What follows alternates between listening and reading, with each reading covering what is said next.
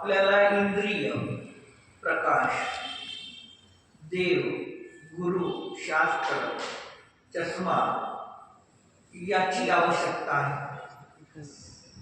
ते आपल्याला ज्ञानाचा अंधकार झाला. अंधकाराचं ज्ञान होईल, पण अंधकारामध्ये एखाद्या वस्तूला जर शोधाचं मंत्र मिळेल का?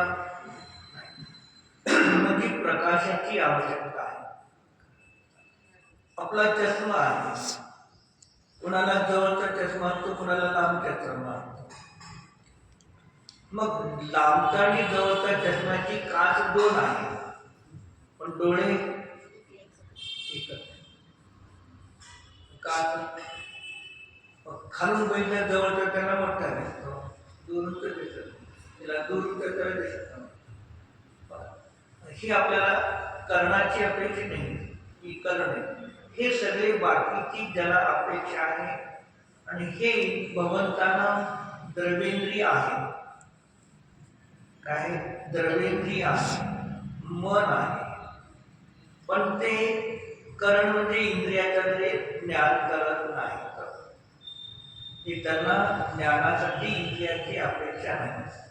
म्हणून म्हणत नाही, तू तैल वाचवित असा असून देतोस तीन जगतात उजेड, असा आहे तो एक दिवा अगम्य. भक्तावर स्तोत्रामध्ये भगवंताची स्तुती करताना तू तैल वाचवित, तुला तेल नाही वाचलं असा तू दिवा आहे अगम्य.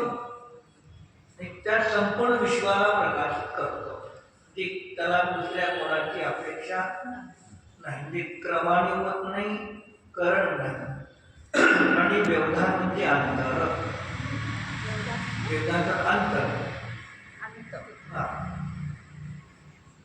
आता आपण इकडे पश्चिम म्हणजे पूर्व पश्चिम दक्षिणेकडे आपण मुख करून बसलो, तर हे समोरल्या वस्तूचं ज्ञान होतं.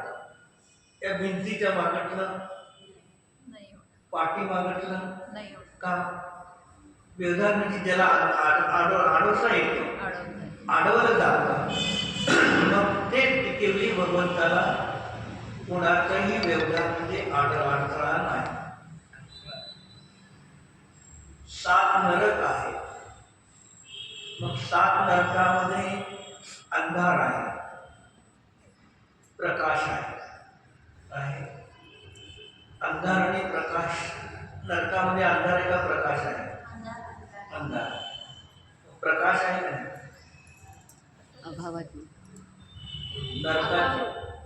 नरकाची नाव की तम प्रभा, महाधम प्रभा.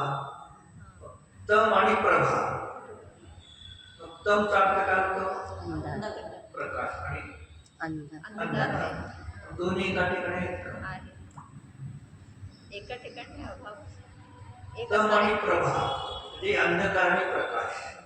आपल्याला काय वाटतं? प्रकाशाची प्रकाश असते, प्रभा असते, पण अंधकाराची प्रभा नसते. अंधकाराचीही प्रभा आहे आणि प्रकाशाचीही प्रभा आहे. तसं लोक व्यवहारामध्ये पाहतो, एखादा जीव गौर वर्णाने त्याची चेहऱ्यावरती तेज आहे, प्रभा. मग गौर वर्णाची तेजाची प्रभा, आणि एक सावळा आहे पण त्याच्यावरती प्रभा आहे. याचा अर्थ काय? तिथे प्रभाचा अर्थ प्रकाश घेऊ नका. ते अंधकाराची प्रभा ती तिथे सांगितली.